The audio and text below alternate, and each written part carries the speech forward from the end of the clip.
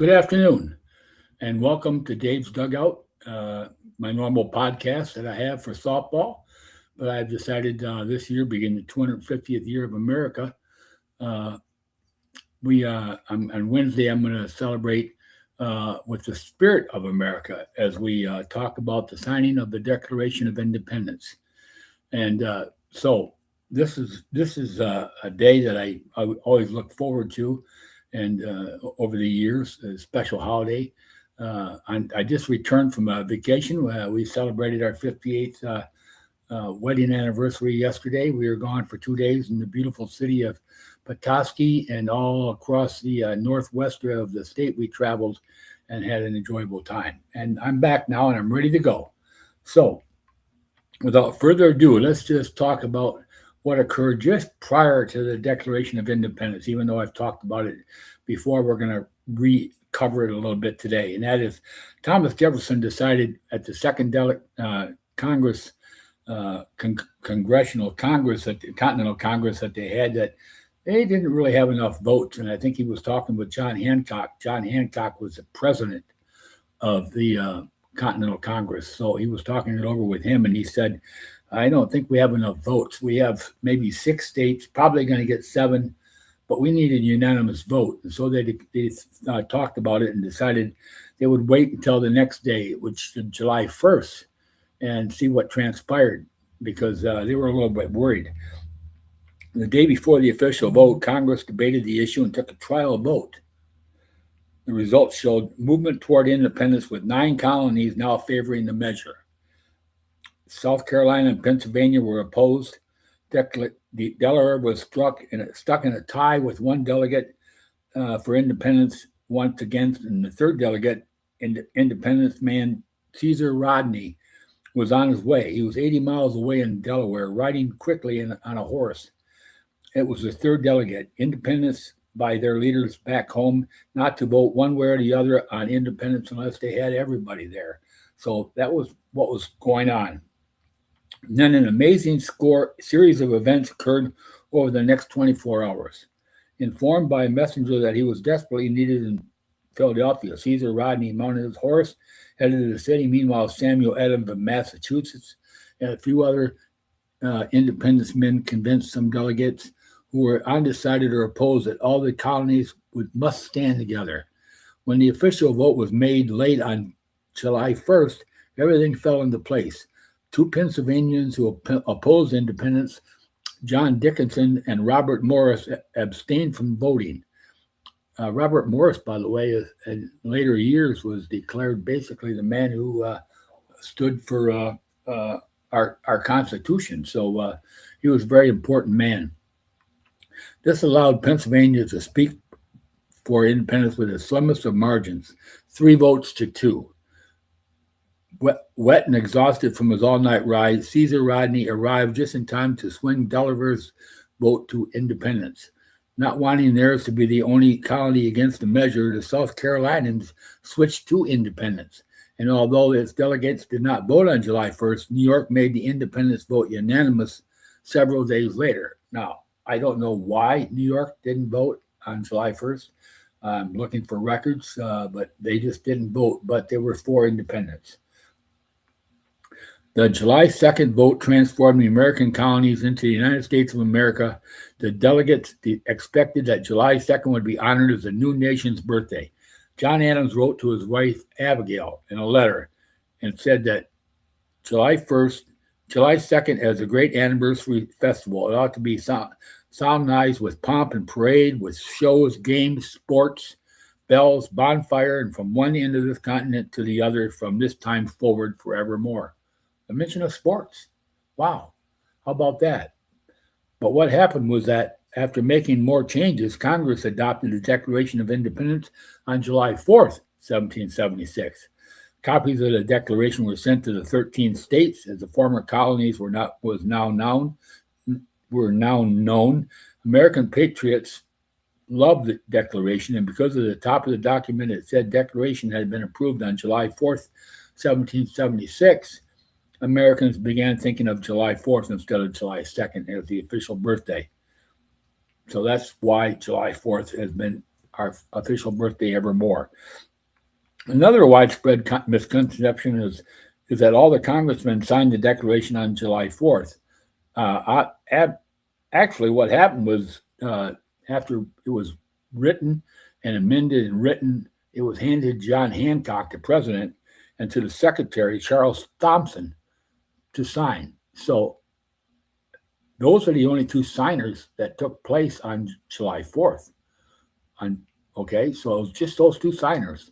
And we're going to talk a little bit more about, I talked about Charles Thompson in a previous podcast, so I won't talk about him today.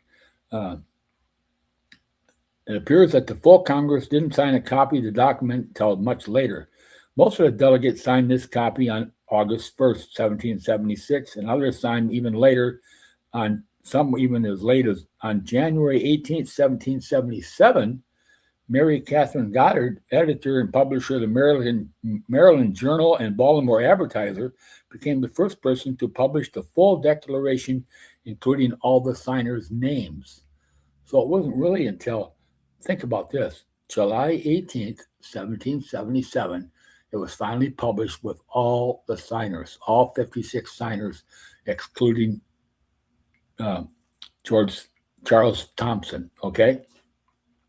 The fact that the Declaration was approved on July 4th but not signed by most members of Congress until about a month later meant that those who voted for independence were not the identical group of men who signed the document.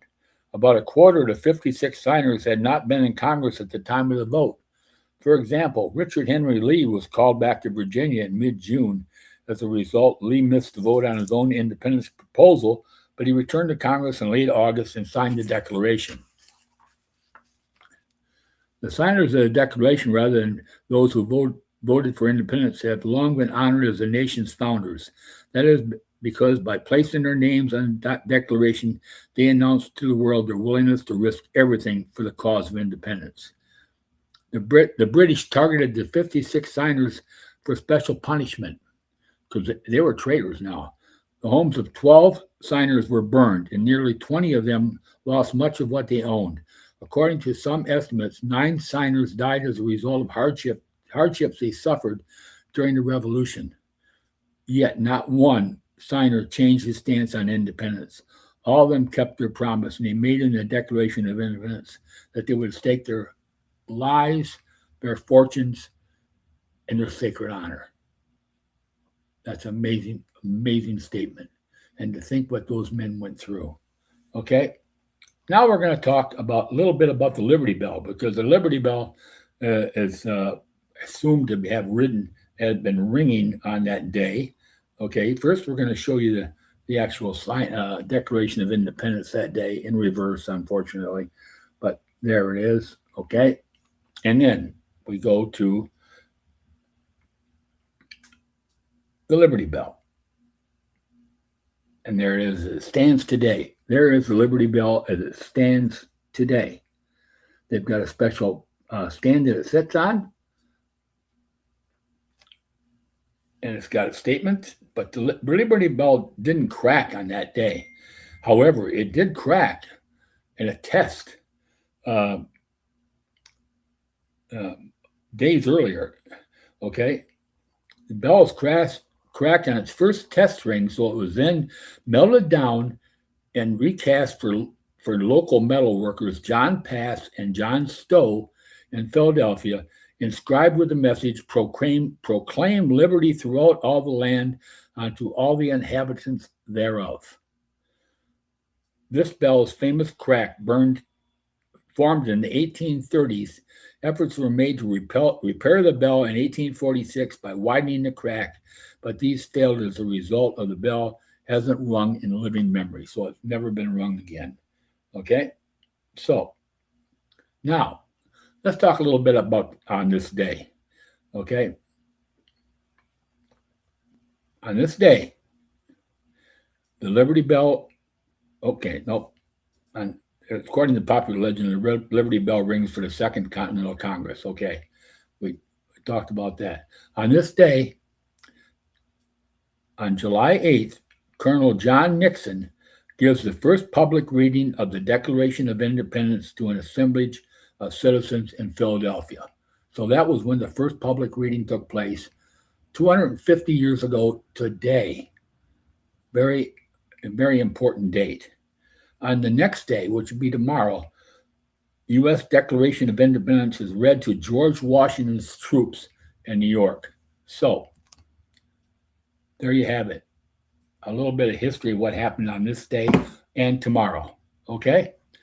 Now, we're going to talk about John Hancock today. John Hancock was the president, like I said, of the Continental Congress.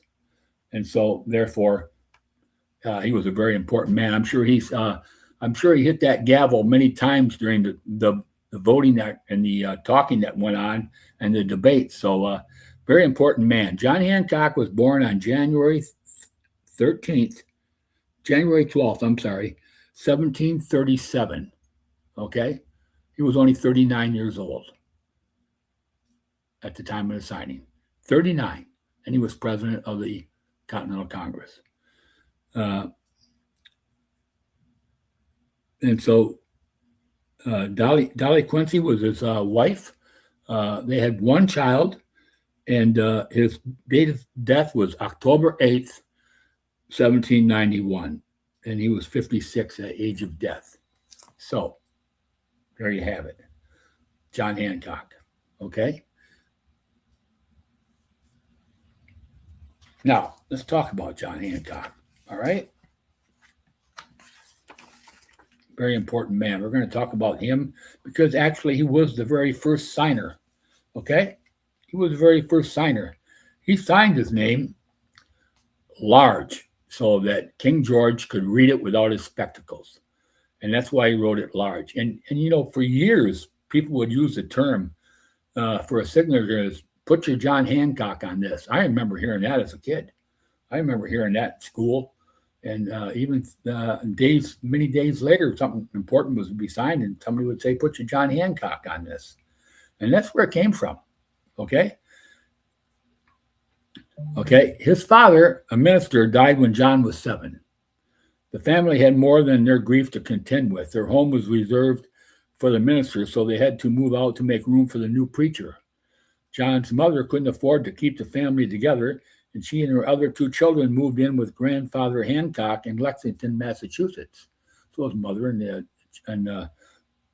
went to Massachusetts, while John went to live with his wealthy Uncle Thomas and Aunt Lydia Hancock in their mansion on Boston's Beacon Hill. And that's a very influential hill, by the way, in Boston.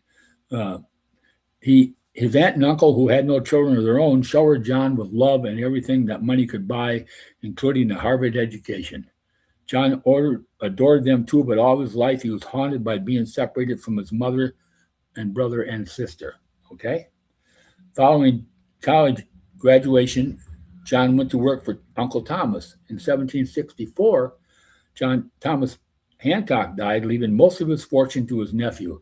Suddenly, at just the age of 27, John Hancock was one of the wealthiest men in Massachusetts. That quickly. Okay? John enjoyed his wealth. He owned enough suits to open a clothing store, drove about in a fancy carriage, and gave parties that were the talk of Boston.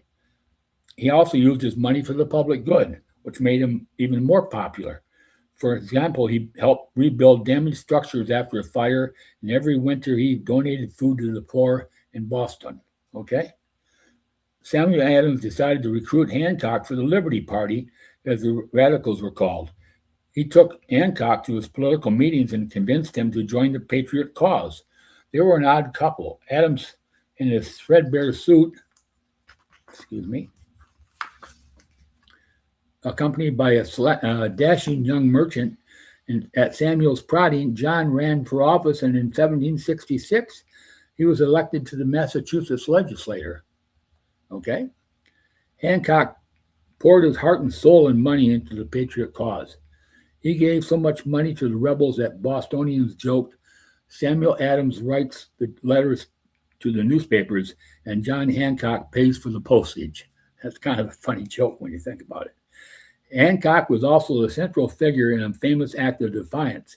In May 1768, the ship the Liberty entered Boston harbor. A Boston taxman climbed aboard to inspect the vessel. By Hancock's order, the crew locked him in a cabin. John Hancock was arrested, but his lawyer, John Adams, managed to have the charges dropped. However, and John Adams by the time was British, which is strange, okay? However, the British seized the Liberty and never returned it to him. In 1774, he further enraged the British by making a speech in which he suggested that the colonists form an independent nation called the United States of America, one of the first times this name was proposed.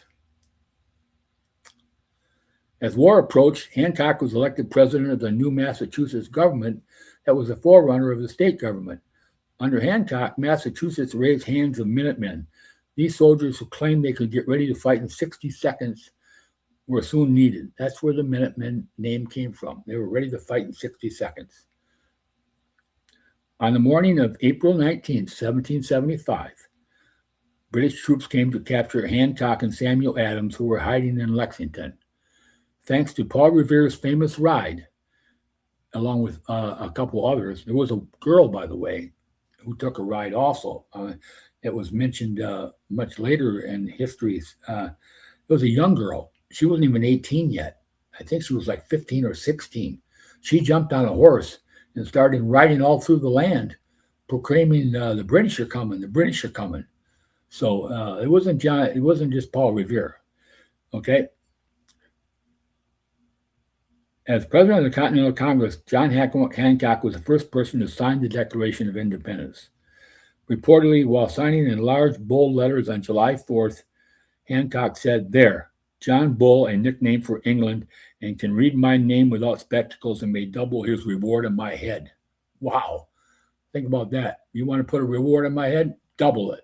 That's what he basically threatened him with, okay? Now, got to remember, before that signing, John Hancock and Samuel Adams soon headed to Philadelphia for the Second Continental Congress. And in May of 1775, Hancock was elected president of the Congress. 3 months later, Hancock married Dolly Quincy, with whom he would have a child, and then he actually would have 2 children. So the original posting I said was false. Their daughter, Lydia, lived less than a year. A lot of children back then died just after birth or shortly thereafter. Their other child, John George Washington Hancock. Think about that. The other child was John George Washington Hancock. Hit his head while ice skating and died at the age of 8. Wow, what a tragedy for the family. Okay, Hancock was immensely popular with American patriots after signing the Declaration. In 1780, he was elected the first governor of Massachusetts in a landslide. He served as governor for a total of 11 years, but suffered so severely from a painful disease called gout that at all times he couldn't walk and had to be carried about around Boston. He was still governor of the Bay State when he died in 1793 at the age of 56. There's the story on John Hancock. Okay? That's the story. Very famous man. And that's why you know why the signing was so big and large. John Hancock, he basically threatened the King George III by that signing and also by saying what he said. So, what an important day July 4th was. But remember, today was also important. The first public reading of the Declaration of Independence, probably by a town crier. It said here, a leader in Philadelphia. But I'm sure the town criers were going all through the land declaring we were independent states. We are now a country called the United States of America.